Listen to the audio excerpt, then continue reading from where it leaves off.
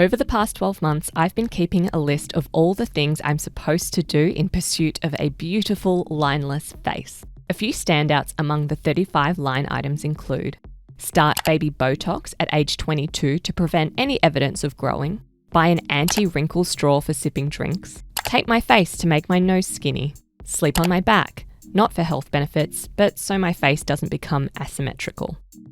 Maybe supposed is too strong of a word. It is being suggested that I do these things. The suggestions come from corporations, media, the growing contingent of dermatologists, estheticians, cosmetic nurses, and plastic surgeons on social media, and very often from other women, whether they are celebrities, influencers, or just everyday people. I got a neck lift in my 40s, tightened up my jawline, got rid of neck wrinkles. It was awesome. The advice is well-meaning, of course. It's just there in case I want an improvement to my face, so that I will look good for my age or not my age in the future when signs of that age will inevitably become a problem.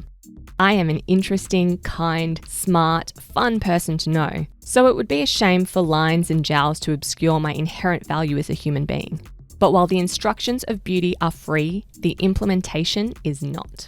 There are only two commodities in life: money and time. Usually, you get to choose. Pay with one or the other depending on which you can afford to spend. The pursuit of beauty is unusual because we have to pay with both. We're paying in dollars, apparently $250,000 on average across a lifetime. And often forgotten is that we also pay with time. Precious seconds, minutes, hours and hours and hours spent in front of a mirror, in a chair or bed, driving to and from appointments, hiding out in downtime from more aggressive treatments or surgeries. Sure, there is always more money to be made, is what I say when I buy myself a little treat. But you can't really earn time back. It is used once and forever. This isn't science, but my back of the napkin calculation has a modest skin, brows, makeup, and hair appointment routine at 10,556 hours over a lifetime. What do most men spend those 10,556 hours doing? According to Malcolm Gladwell, it's enough time to become an expert at something. What we are offered in exchange for those payments of time and money is protection. Under the patriarchy, conformity to the beauty standard is safety. The pretty privileged girlies don't want you to know this, but the further you are from the beauty standard, the worse everyone will treat you. Less opportunities, more harassment, less consideration, more violence. The halo effect of attractiveness is well documented. This is the sticking point where discussions about feminism and beauty always get tripped up. Who am I to denounce other women's defense mechanisms from patriarchy and white supremacy? Camouflage makes you less of a target, sharpening the knife makes it hurt a little less. If decorating your cage brings a morsel of joy, even as it dissolves your own feathers, then you might as well do it. We're not getting out of the cages either way. Unadorned bars are not freedom. Sable Yong writes about the idea of beauty being a meritocracy in her newsletter Hard Feelings, one where the value is undercut by the effort made to achieve it. It's how we decide who deserves protection or comfort from the worst harms of patriarchy. You earn safety by conforming to the system. Just like capitalism, where the more money you have, the easier things get, so it goes with patriarchy and the merit of beauty. This lets the beauty industry creep up to position itself as the great equalizer, as a tool putting some agency and equity in the hands of those not born genetically blessed, helping us get closer to the standard that will afford some power and protection. If you're not born into wealth, you can allegedly work for it. If you're not born into a wealth of looks, you can work to pay for those too and get a boost up the ladder. The problem with the concept of the beauty industry as a tool of equality is it does not work like that at all. The industry is a profit-hungry machine that only serves to further entrench the inequalities that already exist among women. Philosopher and ethicist Heather Widdows suggests there are 4 dimensions of beauty: youth, beauty, thinness, and whiteness. Patriarchal expectations mean you are only allowed to fail at one. While you can buy fixes for any of these 4 dimensions, it should not be a surprise that the most transformative, protective beauty treatments are only available to the wealthy.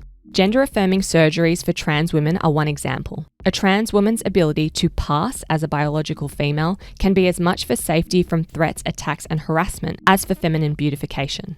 When TikTok personality Dylan Mulvaney underwent facial feminization surgery less than a year after coming out, and absolutely good for her, other trans women pointed out how lucky she was. The procedure is expensive, difficult to access, and out of reach for less privileged women. I know plenty of trans girls who have been waiting years for these types of surgeries, who can't even afford a quarter of it. Where poor people must make do with pharmacy brand concealer, the rich can get under eye filler or a facelift. Attempts to contour away an ethnic nose with makeup are unconvincing. The wealthy can have a perfectly petite white nose constructed directly onto their face. Class and wealth intersect with all other dimensions of oppression, including gender, which is why beauty can only ever be a modest tool of empowerment, but never a tool of liberation. A woman who visibly ages or has drooping eyelids or allows her face to change is still viewed as having committed a moral failure. She did not work hard enough to afford the solution to her beauty problem like her wealthier peers were able to. It's at this point I have to do the uncomfortable thing and point out our own culpability as women. We are crucial soldiers in upholding patriarchy. We enforce stricter and stricter, higher and higher, ever more inconvenient standards on each other. You really don't need to use your face muscles to make emotions at all. Our exemption from responsibility crumbles whenever we invent, entirely on our own, new ways to raise the bar.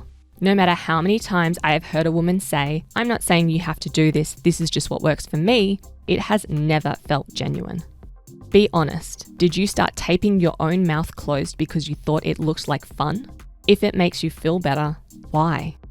Patriarchy includes women who intentionally shift the goalposts, who redraw the limits of the standard smaller and smaller each time, careful to keep themselves at the centre, who refuse to interrogate why they like what they like or why a woman's lips are supposed to look like that. It would not be fair to have written this essay without confessing my own state of face. My routine is minimal. It can be so thanks to genetics. It must be so because I legitimately cannot afford any more than that.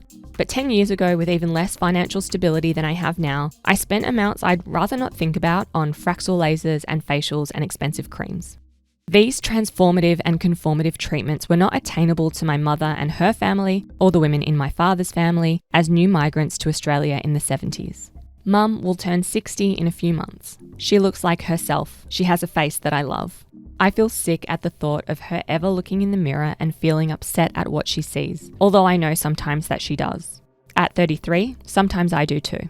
I feel even sicker at the thought of having ever contributed to her feeling that way, although I know I must have. How must it feel to watch a younger version of yourself try to erase some of your shared features from her face? How does it feel to watch others correct on their faces the things you see on yours? To go online and encourage even more women to do the same. The pressured pursuit of beauty has made all women cry, even those crowned most beautiful, most sexy, most wanted.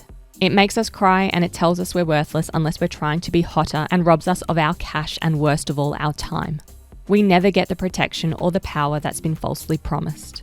If we have to participate, that's one thing, but at the very least, let's not call it feminist. Let's not call it empowering. Let's refuse to escalate the standards.